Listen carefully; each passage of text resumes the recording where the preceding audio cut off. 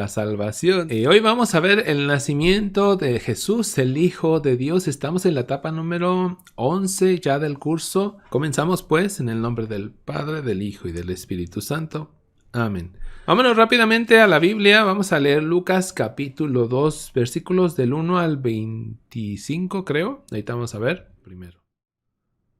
Ahí está, Lucas capítulo 2, versículo 1. Dice, por aquellos días salió un decreto del emperador Augusto por el que se debía proceder a un censo en todo el imperio.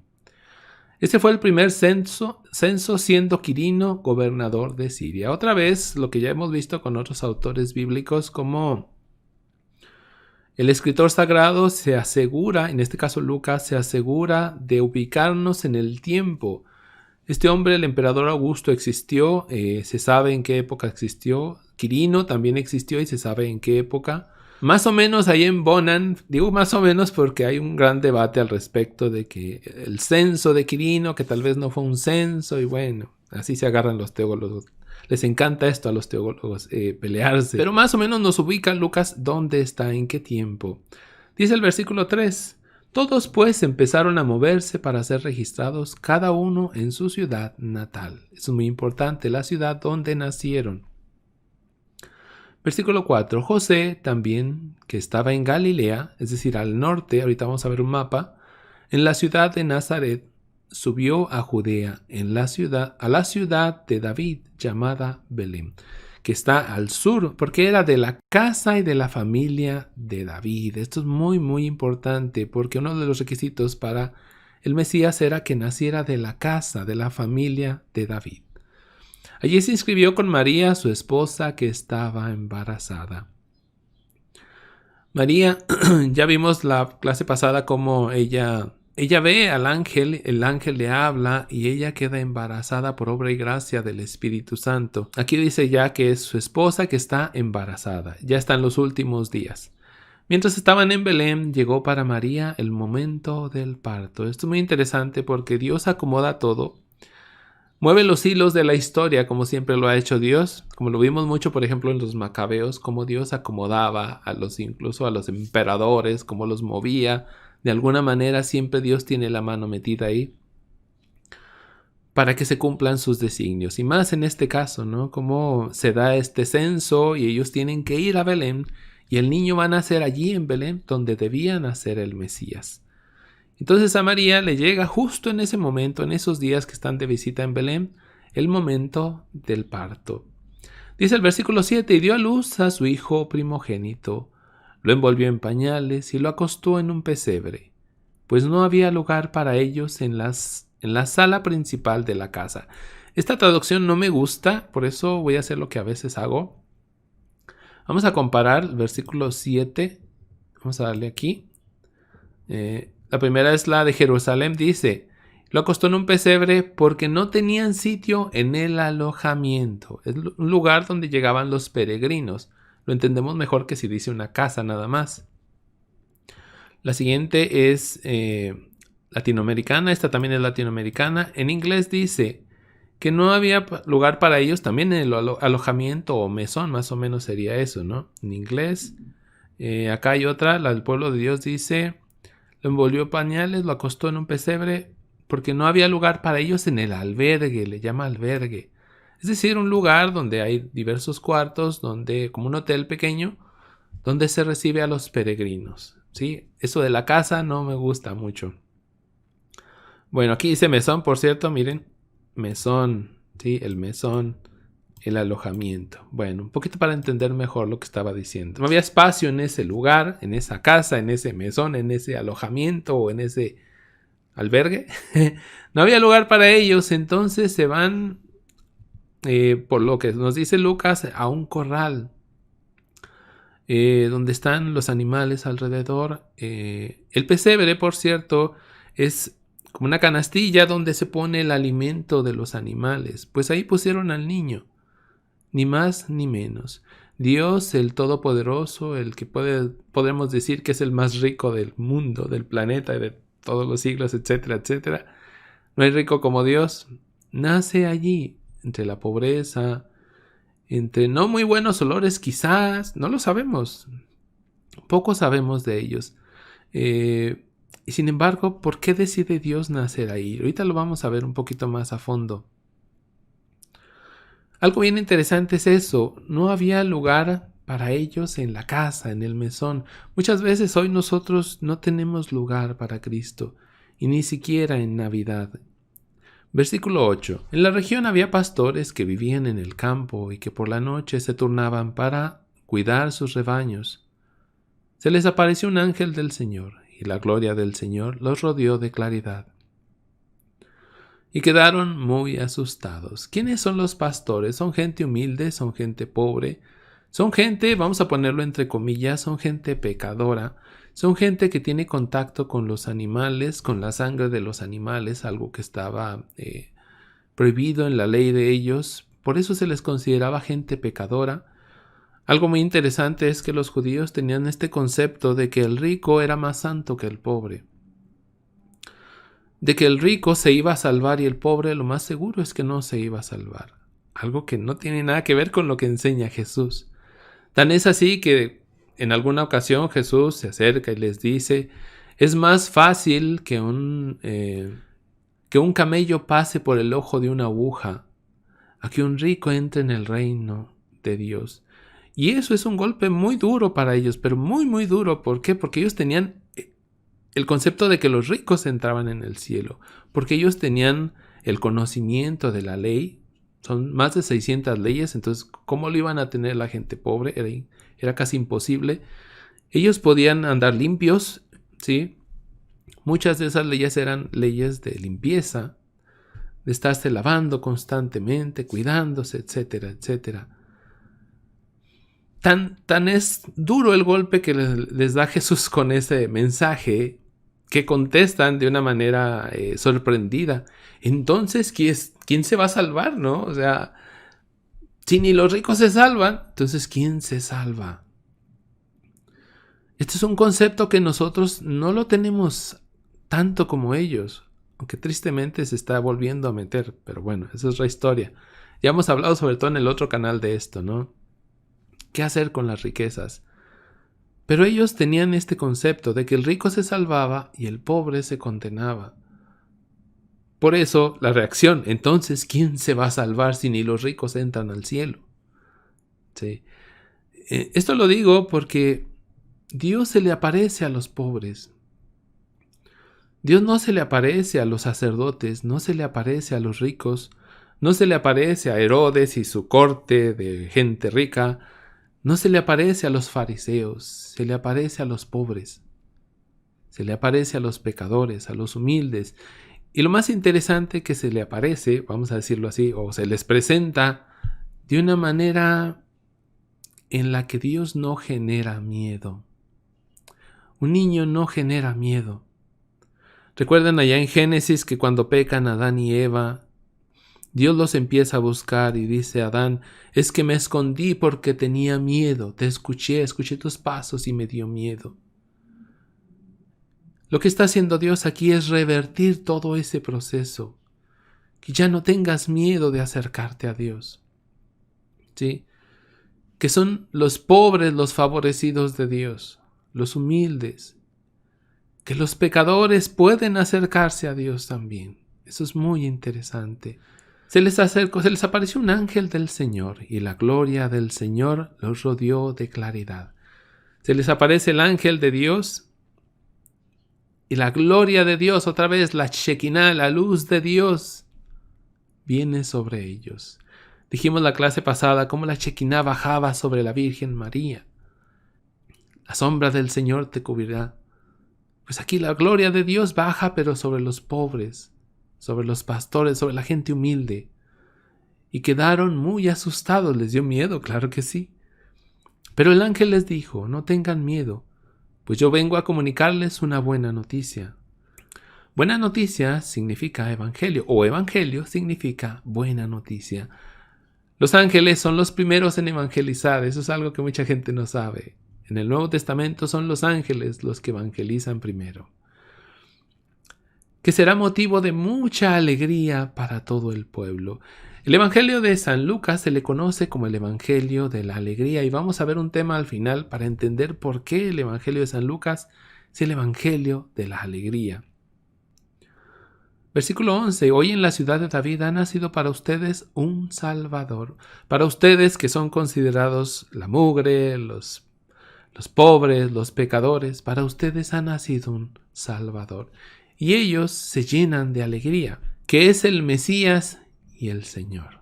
El Mesías, el ungido de Dios, el esperado por los siglos, aquel por el que soñaba el pueblo de Israel, que ha sufrido tanto, y lo vimos en toda la historia de la salvación, cómo ha sufrido este pueblo.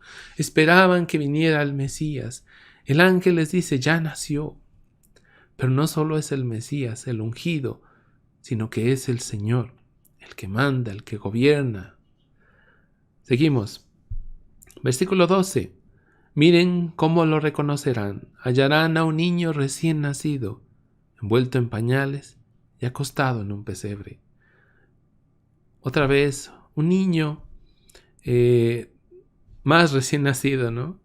Es un niño que no da miedo. Claro, ya limpio, ya limpio. Es un niño que no da miedo, que al contrario, a un niño representa ternura, ¿no? Se te enternece el corazón nada más de verlo. Eso es lo que quiere Dios, que te acerques con Él, que no le tengas miedo. Por eso se presenta como un niño recién nacido, envuelto en pañales, es frágil, es débil y acostado en un pesebre. Es muy pobre, muy, muy pobre.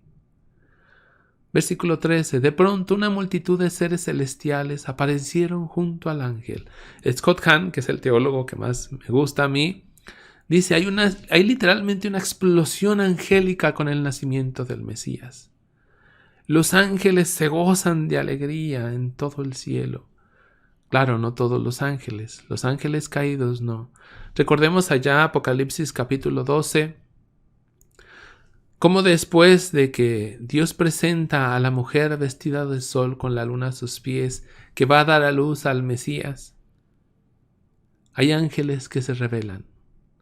¿Sí? Y la tradición de la iglesia nos va a decir que esos ángeles que se rebelan y que caen del cielo son Satanás y su camarilla, sus secuaces, porque no quisieron adorar a Dios una vez encarnado.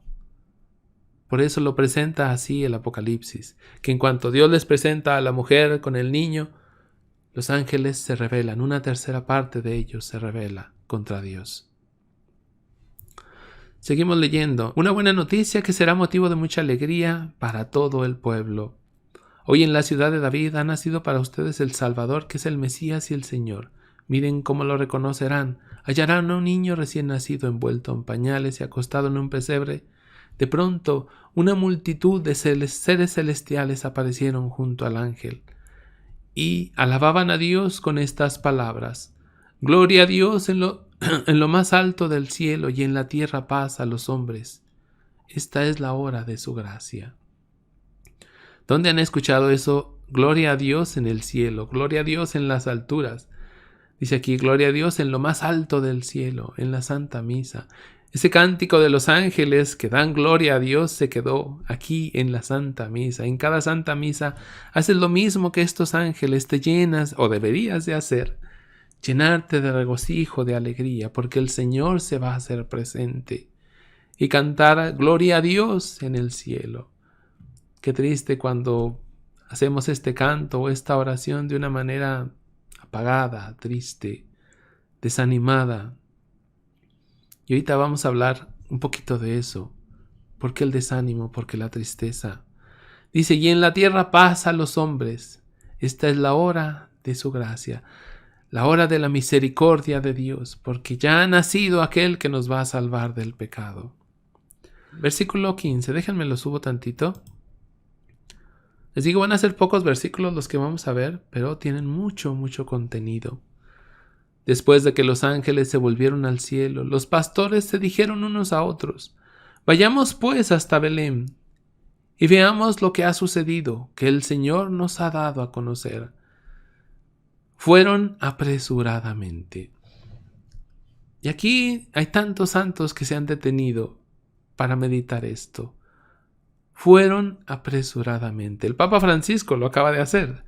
Fueron apresuradamente, fueron corriendo, dicen otras Biblias. Fueron corriendo. ¿A dónde? Al encuentro del Señor. Tú vas corriendo al encuentro del Señor. Tú recibes la buena noticia del Señor, de Jesucristo, y vas corriendo a su encuentro. O la tristeza, el desánimo te hunden, te agobian, te desaniman. Pues ellos no, ellos porque son gente sencilla, gente que no tiene tantas posesiones, gente que no tiene de dónde asirse, de dónde agarrarse, se agarran única y exclusivamente de Dios. Son gente libre. Y eso es lo que no entendemos en esta época. Son gente libre porque son gente pobre. Fueron apresuradamente y hallaron, ojo con esto, no solo hallaron al niño, hallaron a María, a José y a José con el recién nacido acostado en el pesebre. La Sagrada Familia. Ellos, porque aceptan el mensaje de los ángeles, de los mensajeros, eso significa ángel, de los mensajeros en su corazón, corren apresuradamente al encuentro con la Sagrada Familia, con María, José y el niño acostado en el pesebre. Versículo 17. Entonces contaron lo que los ángeles les habían dicho del niño. Y ellos, que no eran los más sabios, que no eran los mejores para hablar, ellos se ponen ahora a evangelizar. Ahora son ellos que con gran alegría evangelizan a los demás, cuentan el mensaje que han recibido. Porque no son gente, otra vez, no son gente atada, son gente libre, ¿sí? Y cuentan ese mensaje con gran gozo, con gran alegría, el mensaje del niño que ha nacido. Versículo 18. Todos los que escucharon a los pastores quedaron maravillados de lo que decían. Y mucha gente se pregunta, ¿cómo le hago para evangelizar a mis hijos? Vuelvo a leer esto. Todos los que escucharon a los pastores quedaron maravillados de lo que decían. Ellos no eran los más aptos para evangelizar y sin embargo lo hicieron. ¿Por qué? Porque llevaban la alegría del evangelio en su corazón. Y también en temas finales vamos a hablar de eso, de la alegría del evangelio. 19. María, por su parte, guardaba todos estos acontecimientos y los volvía a meditar en su interior o en su corazón. María, vamos a decirlo así, María hacía lectio divina. Meditaba la palabra del Señor, los acontecimientos que están pasando aquí, una y otra vez los meditaba y los meditaba. Luego en algún momento, que ya vamos a hablar también de eso en temas finales, María se encuentra con Lucas y se lo cuenta. Es decir, Lucas saca todo esto casi literalmente, o más bien vamos a decir poéticamente, alegóricamente, del corazón de la Santísima Madre. Después los pastores regresaron alabando y glorificando a Dios por todo lo que habían visto y oído, tal como los ángeles se los habían anunciado. Se han vuelto unos evangelizadores expertos y no necesitaron cursos intensivos de Sagrada Escritura ni nada. Lo único que necesitaron fue la alegría del Evangelio, la alegría de la buena noticia, que nuestra tristeza no nos deja ver. Estamos muy cegados y por eso vivimos tristes, porque no nos damos cuenta de lo que ha pasado, que el Todopoderoso, con tal de salvarte a ti, se ha encarnado y como un niño pobre, indefenso, que quiere que lo tomes en sus brazos. 21 dice, cumplidos los 8 días, circuncidaron al niño y le pusieron el nombre de Jesús, nombre que había indicado el ángel antes de que su madre quedara embarazada. Jesús, que ya dijimos en la clase anterior, significa Dios salva. Dios ha nacido para salvarte de la tristeza, de la depresión, del desánimo. Y ahorita lo vamos a ver con un texto de Papa Francisco, muy bonito. Pero bueno, vamos a la cámara principal y ahorita vamos a los temas finales. La historia de la salvación 43, estamos en la etapa 11, Jesucristo, el Mesías esperado. Estamos con Lucas, dijimos que íbamos a ver Lucas, el nacimiento de Jesús. La clase pasada vimos la anunciación. Bueno, esta imagen, muy bonita por cierto, Vemos a los santos ángeles, los ángeles que se gozan, sí, porque ha nacido el niño Jesús. Felices ellos cantando. Bueno, y la Santísima Virgen con el niño en sus brazos. Por eso ella es el trono de la sabiduría. Él es la sabiduría, pues ella es su trono. Él está sentado encima de las piernas de la Santísima Virgen María. María guardaba estas cosas en su corazón. Vamos a leer, dice, es del corazón de la Santísima Virgen María de donde seguramente San Lucas obtiene esta información que ahorita leímos. Él mismo repite esta frase, Lucas 2:19, María por su parte guardaba todos estos acontecimientos y los volvía a meditar en su interior, en su corazón. Eso es algo que nos invita a la Virgen María a hacer nosotros. Esto que hoy estamos escuchando, que estamos meditando, reflexionarlos una y otra vez en el corazón, en nuestro interior.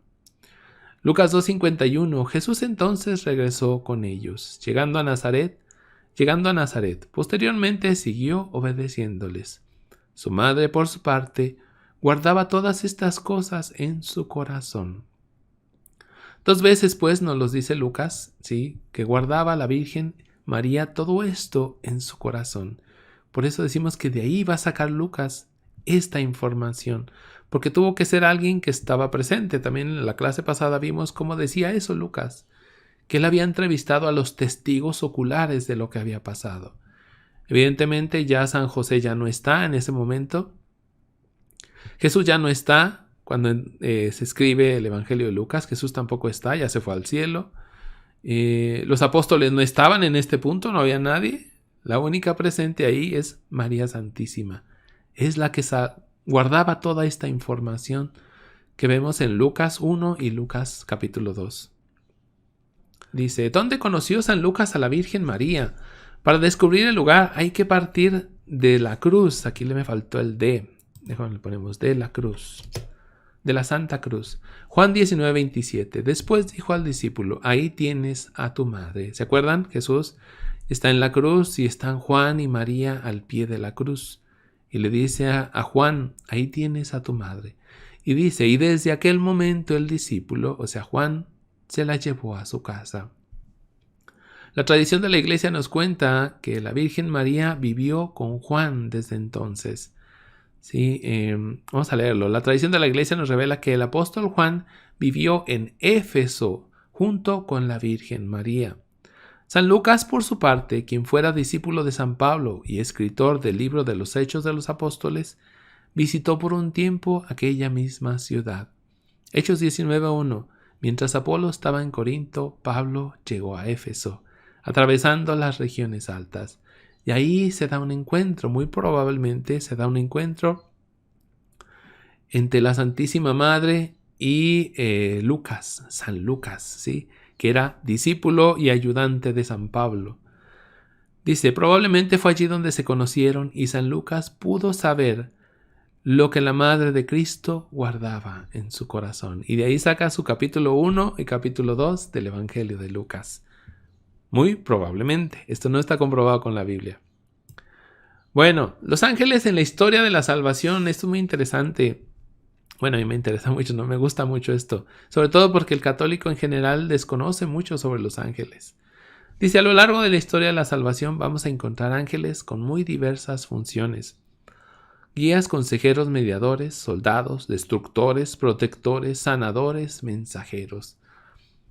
En el curso hemos visto a muchos ángeles, ¿no? Vemos allá en el Génesis, por ejemplo, los ángeles que custodian el jardín del Edén después de que son expulsados Adán y Eva. De hecho, es el último versículo del capítulo 3.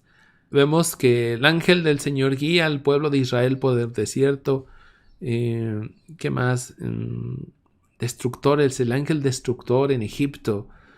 Sanadores, Rafael, el ángel Gabriel con Tobías también. Mensajeros como el ángel Gabriel. Sí, Gabriel, mensajero. Rafael es medicina de Dios. Bueno, dice, el Catecismo de la Iglesia Católica nos habla sobre la misión de los ángeles en la historia de la salvación. 331 del Catecismo dice así. Cristo es el centro del mundo de los ángeles. Esto es muy importante. El corazón de la misión de los ángeles es Cristo mismo. El corazón de la misión de la vida de los seres humanos también es Cristo. Pero en este caso vamos a ver a los ángeles.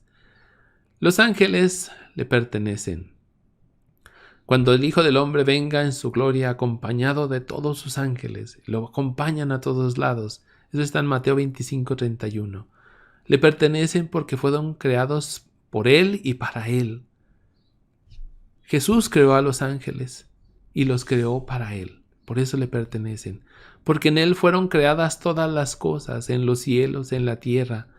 Las visibles, ¿sí?, la creación visible, y las invisibles, es decir, la creación invisible, los ángeles, tronos, dominaciones, los principados, las potestades. Todo fue creado por Él y para Él. Colosenses 1:16. Le pertenecen más aún porque los ha hecho mensajeros de su designio de salvación. Ya vimos cómo ahorita ellos fueron los primeros evangelizadores. Ellos también son los primeros en dar la buena noticia de que Jesús ha resucitado. ¿Sí? Ellos son los que le van a decir a los apóstoles qué hay que hacer muchas veces. Ellos son en el Antiguo Testamento los que llevan la ley muchas veces al pueblo de Dios. Bueno, dice, ¿es que no son todos ellos espíritus servidores con la misión de asistir a los que han de heredar la salvación? Si tú vas a heredar la salvación, si eres de esos, los ángeles para ti son espíritus servidores, no te pertenecen, ¿sí? No son objetos que hay que utilizar, son seres vivos, son personas, tienen una personalidad, ¿sí? Dice, son espíritus servidores con la misión de asistir a los que han de heredar la salvación. Si tú eres de esos, bueno, tú tienes a los ángeles a tu servicio. ¿Y cuánta gente invoca a su ángel? Prácticamente nadie. ¿Cuánta gente habla con su ángel? ¿Cuánta gente se deja guiar? ¿Cuánta gente invoca a San Miguel, a San Rafael, San Gabriel, a los santos ángeles de Dios? Que ojo, solo conocemos 3 nombres. No hay Chamuel, ni Chamaniel, ni quién sabe qué. No, solo son 3. ¿Sí? Cuidado, porque si ya te dan otro nombre que no sea Gabriel, Miguel o Rafael, ya estás metiéndote en nueva era. La Biblia no deja constancia de otros ángeles, ¿sí? Y eso ya es salirse de nuestra fe. Entonces ellos son espíritus servidores con la misión de asistir a los que han de heredar la salvación. Dice el 333, de la encarnación a la ascensión, la vida del Verbo encarnado, es decir, de Jesucristo, está rodeada de la adoración y del servicio de los ángeles. Aquí en adelante vamos a ver cómo los ángeles están continuamente con Cristo, continuamente. Cuando Dios introduce a su primogénito en el mundo, dice, adórenle todos los ángeles de Dios, Hebreos 1:6. Y lo vimos ahorita, que en cuanto nace Jesucristo, hay fiesta en el cielo, en los ángeles. ¿Sí? Y se les aparecen este ejército de ángeles nada más a los pastores, para evangelizarlos a los pastores. Su cántico de alabanza en el nacimiento de Cristo no ha cesado de resonar en la alabanza de la iglesia. Gloria a Dios. Ese es el canto que hacemos en la Santa Misa. Protegen la infancia de Jesús. Mateo 1:20. Que es lo que hemos estado viendo, ¿no? Le sirven en el desierto cuando Jesús está en las tentaciones. Ahí están los ángeles sirviéndole. Es Marcos 1:12, Mateo 4:11. Le reconfortan en la agonía. Cuando Jesús está en Getsemaní, allá muy triste, cargando con el pecado del mundo, ahí están los ángeles reconfortándole. Siempre alrededor de Jesús, siempre. Vimos en el Antiguo Testamento la escalera de Jacob, que los ángeles subían y bajaban, y decíamos, esa escalera es prefigura de Cristo. ¿Sí? Es Cristo alrededor de donde van a estar siempre los ángeles. Por eso, en la Santa Eucaristía, en el tabernáculo, allí están los ángeles adorando al Señor. También en los más pobres, en los enfermos, allí están los ángeles adorando al Señor. Dice, cuando él habría podido ser salvado por ellos de la mano de sus enemigos. Está Jesús hablando con Pilatos y le dice, si yo hubiera querido, le hubiera pedido ayuda a mi padre y mandaría 12 legiones de ángeles para que me protegieran. Pero no, hay que seguir la misión, hay que seguir los designios del Padre. Entonces, los ángeles están muy limitados en ese sentido, no pueden ayudar a Cristo. Esto está en Mateo 26:53. Como en otro tiempo Israel, que sería Segunda de Macabeos, 10 del 29 al 30 y 11:8. Son también los ángeles quienes evangelizan. Lucas 2:10, anunciando la buena nueva de la encarnación. Lucas 2:8 al 14 y de la resurrección. Marcos 16 del 5 al 7 de Cristo. Con ocasión de la segunda venida de Cristo anunciada por los ángeles. Esto es cuando Hebreos 1, 10, 11. Bueno, hay una parte donde también creo que es en Hechos de los Apóstoles, donde les dicen los ángeles a los apóstoles, ¿y qué hacen ustedes ahí mirando al cielo? Ese Jesús al quien ustedes han visto subir al cielo vendrá de la misma forma, pero vendrá rodeado de sus santos ángeles. Sí. Dice, estos estarán presentes al servicio del juicio del Señor. En el juicio final también el Señor estará ahora sí rodeado de ángeles visibles. Los vamos a poder ver si es la voluntad del Señor. Bueno, muy interesante y me da mucha tristeza que todavía encuentro mucha gente, bueno, no mucha, poca, más triste cuando son sacerdotes religiosos, religiosas, que dicen, no, los ángeles no existen. Si quitas a los ángeles de la Sagrada Escritura, dejas algo totalmente diferente. Algo que no tiene ton ni son. Armas tu propia Biblia ya. ¿Sí? Y hay mucha gente quitando a los ángeles de la Biblia. No existen. Son figuras literarias nada más. ¿Sí? Satanás, por ejemplo, que es un ángel caído, es una figura literaria, dicen muchos. Bueno, qué triste, ¿no? Belén, la ciudad de David. El rey David había nacido en el pueblo de Belén. Primera de Samuel 17 al 12. David era hijo de Jesé, un efrateo de Belén de Judá, quien tenía 8 hijos. Bueno, entonces vamos a ver que David, que era prefigura de Cristo también, nace en Belén. Por eso Jesús debía de nacer en Belén. Dice Miqueas, Miqueas había profetizado que el Mesías nacería en la ciudad de Belén. Dice Miqueas 5:1, pero tú, Belén Efratá, aunque eres la más pequeña entre todos los pueblos de Judá, tú me darás a aquel que debe gobernar a Israel. Su origen se pierde en el pasado, en épocas muy antiguas. Está hablando de Jesucristo y su llegada, ¿sí? Él va a nacer, debe de nacer en Belén. Por eso no es casualidad que se da este censo y que la Virgen llega y ahí da a luz. Esta profecía, dice, era bien conocida por el pueblo. Juan 7 del 41 al 43. Unos afirmaban, este es el Mesías, pero otros decían, ¿cómo va a venir el Mesías de Galilea, es decir, del norte? Ahorita vemos el mapa. ¿No dice la Escritura que el Mesías es un descendiente de David? El pueblo conocía esta profecía, era muy famosa esa profecía. Y que saldrá de Belén, la ciudad de David. La gente pues estaba dividida a causa de Jesús. Sabían y todos esperaban al descendiente de David que iba a nacer en Belén. Vemos aquí un mapa, lamentablemente está en inglés, pero bueno, no hay tanto problema. Aquí arriba vemos Galilea, ¿sí? Galilea. Luego vemos Samaria, que está al centro, y Judea, que está al sur. Galilea tiene muchos valles, Samaria tiene montañas y Judea, ya no se diga, es pura montaña, ¿no? Casi pura montaña. Bueno, hay que bajar desde acá. Habitualmente de Galilea se iban al mar de Galilea o lago de Galilea, y por el río Jordán se venían los judíos, no cruzaban por Samaria, evitaban Samaria. Por eso es raro cuando Jesús, para llegar una vez de Galilea a Judea, cruza por Samaria y se encuentra con la samaritana. Algo raro, porque ellos no cruzaban Samaria, ¿no? Estaban peleados, ¿se acuerdan? Eso lo vimos en toda la historia de la salvación. Entonces acá abajo vemos Jerusalén y un poco más abajo vemos Belén. Muy cerquita creo que son, 30 kilómetros, creo. Vemos a Emaús también, ¿sí? Bueno, más adelante dice al final, haber nacido en Belén era uno de los signos más importantes que identificarían al Mesías. Dios mueve los hilos de la historia para que la Sagrada Familia fuera a Belén y naciera allí Jesús.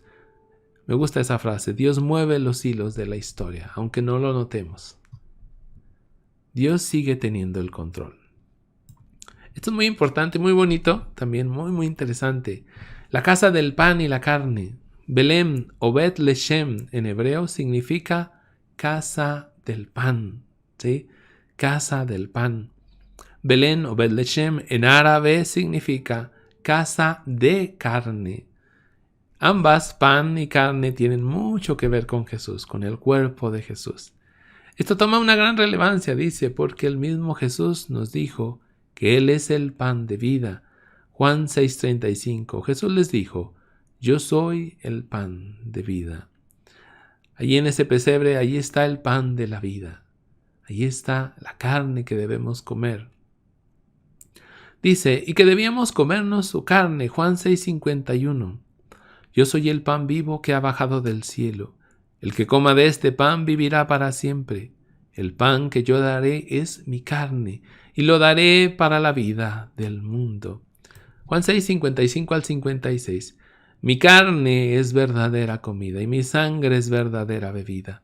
El que come mi carne y bebe mi sangre permanece en mí, y yo en él. Para permanecer en el Señor hay que comer su carne y beber su sangre. La Eucaristía. En su audiencia del miércoles, de este miércoles que acaba de pasar, el Papa habló al respecto. Dice, el miércoles 18 de diciembre, el Papa Francisco nos habló de esto mismo. Dice así, el Belén es además un evangelio doméstico. Él se refiere a que en las casas hay que hacer esto que tenemos aquí atrás, un Belén o un nacimiento. Dice él, es un evangelio doméstico, una enseñanza casera, ¿sí? Que nos ayuda a enseñar a los demás esto que hemos estado viendo hoy. Dice, el pesebre es donde comen los animales. Y Belén significa casa del pan. Pesebre y casa del pan. Estas dos palabras nos evocan que Jesús es el alimento para nuestra existencia. Es el pan de vida. Es el que alimenta nuestro amor. Él es quien dona a nuestras familias la fuerza de seguir adelante y perdonarnos. Es Jesucristo el que nos da esa fuerza de perdonarnos unos a otros y a veces también perdonarnos nosotros mismos, porque hay gente que carga con muchas faltas, mucho daño que ha hecho a los demás y a sí misma, ¿sí? Dios, Jesucristo, nos da esa fuerza que necesitamos, ese pan, esa carne para alimentarnos y salir de ese desánimo, de esa tristeza. Una pregunta obligada es ¿por qué los ángeles se aparecen a humildes pastores? Recordemos que el pueblo de Israel tiene una amplia tradición pastoral, es decir, de pastores. Solo hay que hacer un poco de memoria y nos encontramos con grandes personajes que pastoreaban su rebaño de ovejas en la historia de la salvación. Todo esto lo vimos. Abel, ¿se acuerdan que Abel era pastor de ovejas? De hecho, le ofreció a Dios las primeras ovejas de su rebaño, las primicias. Abraham, junto con Lot, alguna vez se pelearon porque sus pastores de uno y de otro se pelearon porque ya nomás tenían un espacio para dar de comer a las ovejas. Y Lot se fue a lo verde, a lo donde se veía muy bonito, como para pastorear. Y Abraham se quedó con lo que no se veía tan bonito. Y le fue mal a Lot y le fue bien a Abraham. Pero bueno, Isaac, Jacob, José el soñador, Moisés también era pastor. ¿Se acuerdan que sale de Egipto huyendo y se dedica a pastorear las ovejas de Jetro? Bueno, David es aquí el más importante de estos pastores. David, por ejemplo, cuando llega el profeta con su padre, con Jesé, le dice, tráeme a tus hijos. Y él va viendo a cada uno de los hijos y dice, no, este no es. Está buscando al que va a ser ungido por Dios. Y le pregunta, ¿qué no tienes otro hijo? Nos falta aquí uno. Y le dice, sí, pero ahí anda pastoreando. David era pastor también. ¿sí? El mismo Jesús y sus apóstoles llevarán la misión de pastorear al rebaño de Dios.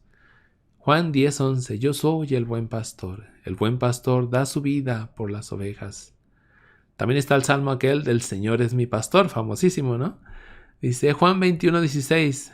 Le preguntó por segunda vez, Simón, hijo de Juan, o sea, Pedro, ¿me amas? Pedro volvió a contestar, sí, Señor, tú sabes que te quiero. Jesús le dijo, cuida de mis ovejas, pastorea mi rebaño. Yo soy el pastor, pero ahora te encargo a ti mis ovejas. Tú serás el pastor. Y quiero leer esto de Scott Hahn. El teólogo Scott Hahn dice así. El teólogo Scott Hahn nos dice lo siguiente sobre los pastores de la época. Esto es muy importante. Podemos decir con bastante certeza que los pastores de los alrededores de Belén no estaban incluidos en ninguna de estas cortas listas de los salvados. Lo que decíamos ahorita. Son gente pobre. Son gente considerada pecadora, impura porque se llenaba de la sangre de los animales. Es gente que no se iba a salvar, ¿sí? Dice, los pastores de los alrededores de Belén no estaban incluidos en ninguna de esas cortas, pequeñitas listas de los salvados. Los pastores vivían al aire libre y tenían mucho contacto con la sangre y los restos de los animales que cuidaban. Eran personas rudas, a diferencia de la élite formada por los miembros del partido de los fariseos o los integrantes de la corte decadente de Herodes. Pero Dios envió mensajeros con el anuncio del nacimiento de su único hijo precisamente a los pastores, y no a los reyes ni a los sacerdotes. Dios se fija en los más pequeñitos, Dios se fija en los más humildes, aunque sean pecadores. Él quiere también su conversión, ¿sí? Como quiere la tuya. San Lucas, el Evangelio de la Alegría. Algunos han llamado con justa razón al Evangelio de San Lucas el Evangelio de la Alegría. Veamos algunas frases que nos ayudarán a entender el porqué. Bueno, algunas citas bíblicas. Lucas 2:20. Los pastores regresaron alabando y glorificando a Dios por todo lo que habían visto y oído, tal como los ángeles se los habían anunciado. ¿Sí? La alegría de estos pastores que no les cabía en el pecho, felices, contentísimos. Lucas 5:26. Y fíjense ahí, de hecho lo marqué, una constante en estas citas bíblicas. Todos quedaron atónitos y alababan a Dios diciendo, hoy hemos visto cosas increíbles. Pues todos estaban sobrecogidos de un santo temor. Cada vez que Jesús hacía grandes milagros, la gente se llenaba de alegría y alababa a Dios, al Señor. Gente alegre, gente libre. Lucas 7:16. Un santo temor se apoderó de todos y alababan a Dios diciendo, es un gran profeta el que nos ha llegado. Dios ha visitado a su pueblo. La alegría de Jesús. La alegría de Jesucristo, el Evangelio, la buena noticia. Lucas 13:13. Y les impuso las manos. Al instante se enderezó y se puso a alabar a Dios. Otro sanado. Lean estas citas más amplio, yo las puse así muy breve. Está la viuda de Naín, están los leprosos, está ¿qué más? Hay varios milagros muy famosos. Pero fíjense en esto. Una vez que se acercaban a Jesús y veían los grandes milagros de Jesús, a veces no porque ellos los recibían, sino solo lo veían, tenían conocimiento de esos milagros, siempre alababan y glorificaban a Dios, se llenaban de gozo, de alegría. Dice, capítulo 17, versículo 15, mientras iban, quedaron sanos. Uno de ellos, este es el de los leprosos, al verse sano volvió de inmediato alabando a Dios en voz alta. ¿Y qué es alabar a Dios en voz alta sino evangelizar también? Es ir comunicándole a los demás que el Señor me ha liberado, me ha salvado, me ha sanado. Sí, me ha sanado de esa tristeza, por ejemplo. Lucas 18:43. Al instante el ciego pudo ver. El hombre seguía a Jesús glorificando a Dios y toda la gente que lo presenció también bendecía a Dios. No solo el que recibía el milagro, sino todos los demás. se llenaban de alegría. Lucas 24:53. Y continuamente, estos son los apóstoles ya, y continuamente estaban en el templo alabando a Dios. Se alaba a Dios por la alegría de haber tenido un encuentro con Jesucristo. El encuentro con Jesucristo es el que sana el corazón, y lo digo por experiencia básicamente. Exhortación apostólica Evangelii Gaudium del Santo Padre Francisco. Evangelii Gaudium es la alegría del Evangelio. Y dice así, iniciando el texto, número 1, la alegría del Evangelio llena el corazón y la vida entera de los que se encuentran con Jesús. No llena el corazón y la vida de los que no se encuentran, sino de los que se encuentran con Jesús, como los pastores se encontraron con Jesús. Más adelante está un hombre, un anciano, que se encuentra con Jesús en el templo y le dice: Señor, ahora sí que mis ojos te han visto, puedes llamarme. Ahora sí que he tenido el encuentro contigo, Señor, ya puedo morir en paz. Creo que lo vamos a ver, no sé cuándo, pero lo vamos a ver un día. ¿Sí? Y la vida, dice, la alegría del Evangelio llena el corazón y la vida entera de los que se encuentran con Jesús. Quienes se dejan, esto es muy importante, se dejan salvar. A veces no nos dejamos salvar. Quienes se dejan salvar por Él son liberados. Es como si tuvieras una gran cadena. Si estuvieras en rejas, en una cárcel, pues el Señor viene a liberarte. Son liberados del pecado, de la tristeza, del vacío interior, del aislamiento. ¿Cuál es tu cadena? ¿Cuál es tu cárcel? ¿Cuál es tu reja?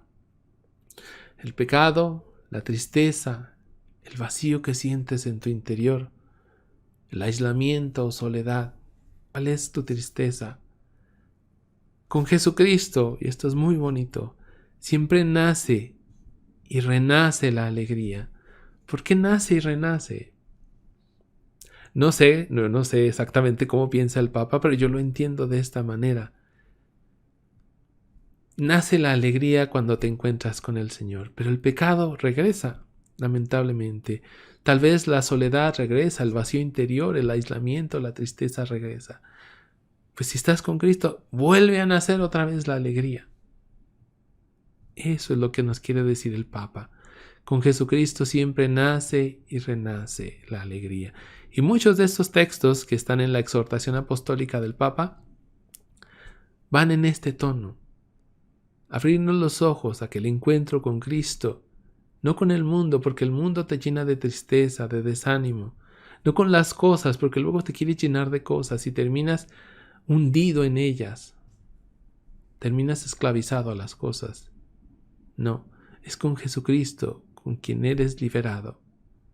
Tal vez ese ha sido tu error, no te has dejado liberar. Tal vez estás apegado a algo, a alguien. Tal vez las consecuencias de tu pecado te tienen así. Busca un sacerdote, confiésate, comulga, sal del pecado, sal de la tristeza, del vacío interior, del aislamiento en el que te encuentras. Verdaderamente encuéntrate con Jesucristo. Ese es el llamado en esta Navidad. El encuentro con el Señor, un Señor que no se presenta como juez todavía. Es un niño inocente que te pide que lo cargues, que lo tomes, que no te da miedo como le dio a Adán y Eva al Señor Dios Todopoderoso, ¿no? Es que te escuché y me dio miedo y me escondí. No te escondas del Señor. Bueno, pero ¿cómo ir al encuentro del Señor? Vamos a leer esto del Papa, que Dios me ayude a meditar esto porque es muy profundo. De hecho es una homilía, bueno, lo leo, dice: fragmento de la homilía del Papa Francisco para la solemnidad de Navidad del año 2018. Búsquenla así tal cual y la van a encontrar, es muy larga. Yo nomás puse un pedacito. Ojalá y Dios me ayude para que ustedes también encuentren en este texto algo de lo poquito que yo encontré, o de lo mucho más bien que yo encontré, y me ayudó mucho. Dice: los pastores de Belén nos dicen también cómo ir al encuentro del Señor. Esa es la pregunta, ¿no? ¿Cómo encontrarte con el Señor? Ellos velan por la noche, no duermen, sino que hacen lo que Jesús tantas veces nos pedirá. velar. Velen y oren para que no caigan en tentación. Tal vez lo que necesitas primero es velar y orar, estar atento, abrir tus ojos, mucha oración para empezar ese encuentro con Jesús. Permanecen vigilantes, esperan despiertos en la oscuridad. Mantente tú atento, tu corazón atento, porque tal vez estás en las tinieblas hoy. Y Dios los envolvió de claridad.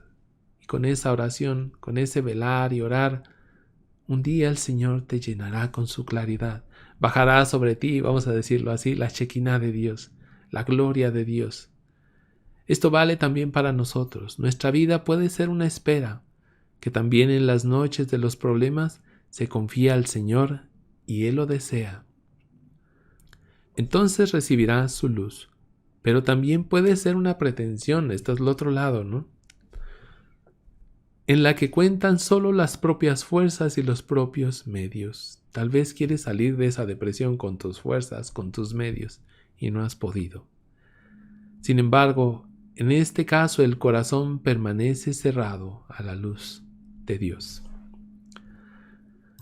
Les digo, mediten esto, es muy, muy profundo, al menos a mi juicio es muy profundo lo que dice el Papa. Al Señor le gusta que lo esperen, y no es posible esperarlo en el sofá durmiendo. No es ahí donde debes de esperarlo. No es ahí donde te lo vas a encontrar o no va a ser eso para el 99% de las personas. De hecho, los pastores se mueven. Fueron corriendo. Dice el texto, no se quedan quietos como quien cree que ha llegado a la meta y no necesita nada, sino que van, dejan el rebaño sin custodia, dejan todo, dejan sus posesiones, no les importa la meta, el Señor. Se arriesgan por Dios. ¿Cuánto te has arriesgado delante de tu familia, delante de tus conocidos, del qué dirán? Arriésgate por Dios. Que te digan lo que te digan, no importa, arriésgate por Dios. Y después de haber visto a Jesús, aunque no eran expertos en el hablar, salen a anunciarlo, tanto que todos los que lo oían se admiraban de lo que les habían dicho los pastores. ¿Cómo quieres evangelizar si no te has encontrado con el Señor? Si no reflejas esa alegría de los pastores, si por el contrario estás triste, cabizbajo, deprimido, desanimado, no es eso lo que quiere Dios en esta Navidad. Esperar despiertos, ir, arriesgar, comunicar la belleza, son gestos de amor.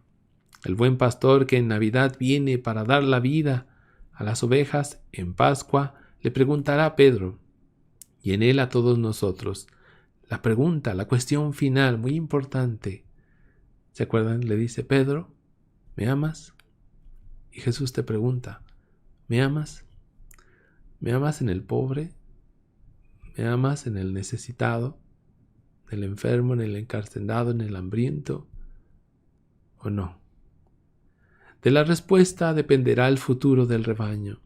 Esta noche estamos llamados a responder, a decirle también nosotros, sí Señor, tú sabes que te amo. Pedro dijo, te quiero. Bueno, tal vez nosotros podemos ir un poquito más allá que Pedro.